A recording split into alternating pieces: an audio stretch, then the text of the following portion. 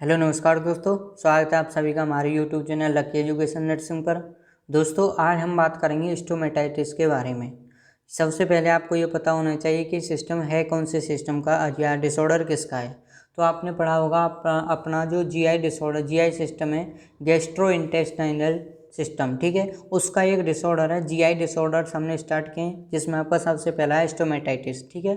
Stomatitis बोल लो या इसको स्टोमेटाइटिस भी बोल सकते हो, ठीक है। तो जानेंगे इसके बारे में क्या होता है। सबसे पहले इसकी डेफिनेशन देखेंगे, फिर इसके क्या क्या कॉजेज हो सकते हैं, मेन कॉज कौन से हैं, ठीक है। और उसके क्या साइन एंड सिम्टम्स के बारे में देखेंगे, फिर इसका डायग्नोसिस क्या होगा और लास्ट में देखेंगे इसका मैनेजमेंट। और आप एक चीज़ और ऐड कर सकते हो इसमें, प्रिवेंशन क्या क्या कर सकते हैं। कोई भी डिजीज या डिसऑर्डर हो रही है तो उसको कैसे प्रिवेंट किया जा सकता है, ये लास्ट में आप ऐड कर सकते हो, प्रिवेंशन क्या हो सकता है। तो देखो यहाँ पर आपको फोटो दिख रहा है, इस फोटो में क्लियर दिख रहा है। जैसे सपोज दैट किसी, या आपने नॉर्मली देखा होगा किसी के मुंह में घाव या छाले हो जाते हैं, ठीक है। मुंह में घाव या छाले होने की जो प्रक्रिया है इसी को क्या बोलते हैं, स्टोमेटाइटिस बोलते हैं, ठीक है। समझ में आया। यहाँ पर क्या है, देखा होगा आपने किसी के माउथ में, या हम कह सकते हैं टंग पर भी हो सकते हैं, जीभ पर, है ना, मसूड़ों पर, होठों पर, गालों पर, मतलब कोई से भी माउथ वाला जो ऑर्गन है, माउथ कंप्लीटली यहाँ पर किसी भी ऑर्गन में क्या हो जाए, माउथ के ऑर्गन में क्या हो जाए, इन्फ्लामेशन हो जाए, क्या हो जाए, इन्फ्लामेशन हो जाए, इसी को ही क्या बोलते हैं हम, सिंपली भाषा में बोलें तो जो हमारी ओरल कैविटी है, सिंपली लैंग्वेज में लिख देना आप, ओरल कैविटी में क्या हो जाए, इन्फ्लामेशन हो जाए, इसे ही क्या कहेंगे, स्टोमेटाइटिस कहेंगे, ठीक है। या बक्कल म्यूकोसा, उसमें इन्फ्लामेशन देखने को मिलती है तो इसको क्या बोलेंगे, स्टोमेटाइटिस कहते हैं। समझ में आया। डायग्राम के थ्रू आपको क्लियर हो गया, दिख रहा है आपको। जैसे सपोज दैट यहाँ पे एक शोर बना हुआ है, दिख रहा है, घाव है ना, इन्फ्लामेशन हो रही है माउथ में, ठीक है, इसी को क्या बोलते हैं, स्टोमेटाइटिस बोलते हैं। तो चलिए देखते हैं इनकी definition, cause, sign and symptoms and diagnosis and last में मैनेजमेंट करना है। तो चलिए शुरुआत करते हैं। सबसे पहले आपको पढ़ना है, पता ही आपको डेफिनेशन पढ़नी है। क्या कॉज हो सकते हैं, कॉज बताओ, या एटियोलॉजिकल फैक्टर भी कह सकते हो, रिस्क फैक्टर भी कह सकते हो। Sign and symptoms, clinical manifestation, एक ही बात है, ठीक है। डायग्नोस्टिक एवोल्यूशन का मतलब है डायग्नोस कैसे करेंगे हम, डायग्नोसिस क्या क्या हो सकता है, और मैनेजमेंट और प्रिवेंशन, बचाव कैसे कर सकते हैं। प्रिवेंशन का मतलब होता है बचाव, और मैनेजमेंट कैसे आपको मैनेज करना है, इसको सही करना है, ठीक है। तो मैनेजमेंट में आपको पता है 3 चीज़ आती हैं, medical management, surgical and nursing management. तो चलिए शुरुआत करते हैं इसके बारे में। सबसे पहले देखेंगे इसकी डेफिनेशन के बारे में। देखो लिख रहा है, स्टोमेटाइटिस इज ए सोर और inflammation inside the mouth. Mouth में क्या हो जाए, कोई इन्फ्लामेशन हो जाए, इसी कंडीशन को क्या बोलेंगे, the inflammation in inside the mouth, ऐसे भी लिख सकते हो आप। It is a condition in which inflammation of mucous membrane, mucous membrane जो रहती है हमारी माउथ में, उसमें क्या हो जाती है, इन्फ्लामेशन हो जाती है। इस कंडीशन को ही क्या बोलेंगे, स्टोमेटाइटिस कहते हैं। आए समझ में। तो यहाँ पर म्यूकस मेम्ब्रेन में क्या हो जाए, इन्फ्लामेशन हो जाए, this condition is known as the stomatitis, ठीक है। इसको किसको, स्टोमेटाइटिस को माउथ अल्सर के नाम से भी जाना जाता है। यहाँ पर लिख सकते हो स्टोमेटाइटिस इज ए या is also known as the mouth ulcer, ठीक है। अब देखो यहाँ पर जो शोर होगा या कोई भी घाव होगा, छाला होगा, वो कहाँ कहाँ पर देखने को मिल सकता है। तो यहाँ पर देखो सबसे पहला चीक्स हमारे जो गाल रहते हैं उन पर देखने को मिलता है, जम्स मसूड़ों में देखने को मिलता है, लिप्स इनसाइड द लिप्स के अंदर देखने को मिल सकता है, ठीक है, अंदर और बाहर भी, ठीक है। ऑन द टंग, और हमारी जो जीभ रहती है वहाँ पर भी जो छाला देखा जा सकता है। या शोर कहाँ कहाँ पर देखने को मिल रहा है, तो यह बता सकते हो, cheeks, gums inside the lips and tongue, ठीक है। चला समझ में आया, डेफिनेशन बता सकते हो क्या होती है।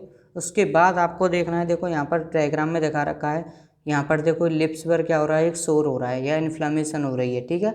और जीभ पर भी देख सकते हो, ठीक है, यहाँ पर पैचेज बने हुए हैं, ठीक है। नेक्स्ट हम बात करेंगे इसके कॉजेज, क्या क्या कॉज हो सकते हैं। तो कॉज नॉर्मली कोई भी बैक्टीरियल इन्फेक्शन हुआ है, ठीक है, या कोई वायरल इन्फेक्शन है, फंगल इन्फेक्शन है, कोई किसी भी प्रकार का क्या है, इन्फेक्शन हो सकता है। वायरल इन्फेक्शन में हर्पीस सिम्प्लेक्स वायरस, जिसको HSV बोलते हैं, ठीक है। फंगल में आता है कैंडिडा एल्बिकन्स इन्फेक्शन, ये भी हो सकता है, इसकी वजह से भी क्या है, स्टोमेटाइटिस देखने को मिलता है। ऑटो इम्यून डिजीज, इसका मतलब हमारी जब इम्यूनिटी वीक हो जाती है, क्या ऑटो इम्यून डिजीज़ की वजह से भी क्या है, स्टोमेटाइटिस हो सकता है। ठीक है, ये क्या है, कॉज है, बता सकते हो आप इनको।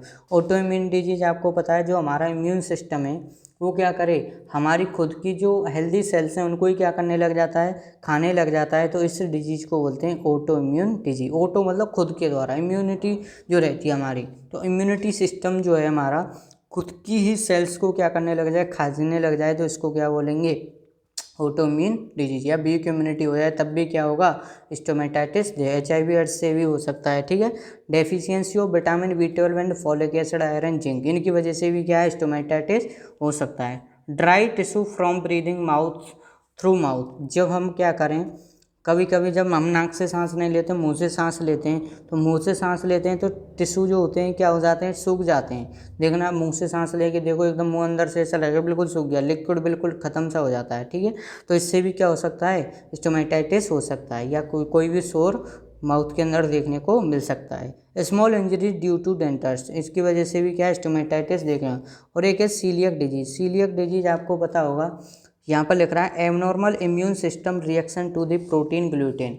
ये एक प्रकार का क्या है, मतलब कह सकते हैं स्वयं जो हमारी प्रतिरक्षी है ना, इम्यूनिटी है, उसका रोग है, जो कि आनुवंशिक रूप से हो सकता है। ठीक है, मतलब जैसे आप ग्लूटेन युक्त भोजन खाते हो, जिनमें क्या पाया जाता है, ग्लूटेन, जैसे गेहूँ हो गया, जौ हो गया, व ओट्स हो गए, ये क्या करते हैं, इनको खाने से हमारी जो स्मॉल इंटेस्टाइन की जो लेयर है, क्या है, स्मॉल इंटेस्टाइन की जो लेयर है वो क्या हो जाती है, खराब, मतलब एक प्रकार से उसमें हमें हानि देखने को मिलती है, क्षति देखने को मिलती है। इसी को क्या बोलते हैं, सीलियक डिजीज बोलते हैं। ठीक है, समझ में आया।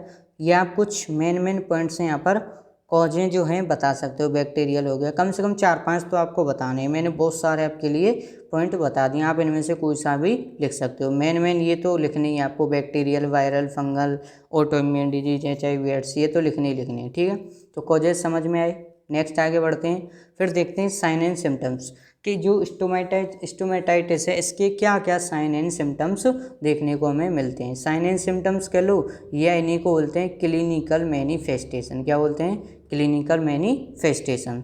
सबसे पहले फीवर देखने को मिल सकता है, फीवर आ सकता है। Pen during eating and swelling, जब हम कुछ भी खाते हैं तो और या कोई भी चीज़ निगलते हैं तो वहाँ पर वो हमें क्या देखने को मिलता है, पेन देखने को मिल रहा है। पेन क्यों हो रहा है, आपको पता है, बॉडी के माउथ के अंदर क्या हो रहा है, कोई भी सोर, घाव या छाला हो रहा है। जब हम कोई चीज़ खाएंगे तो वो उस पर लगेगा, या फिर हम ज़्यादा कोई भी आपको पता गर्म चीज़ या ठंडी चीज़ खाएं तो उससे भी, गर्म चीज़ खाने से भी क्या हो सकता है, जलन देखने को मिल सकती है। ड्रूलिंग, लार टपकना, ड्रूलिंग का मतलब होता है लार टपकना। आप यहाँ पर देख सकते हो बच्चे की लार टपक रही है। ठीक है, नेक्स्ट है डिहाइड्रेशन में अकर। अकर का मतलब होता है होना, किसी भी चीज़ का होना।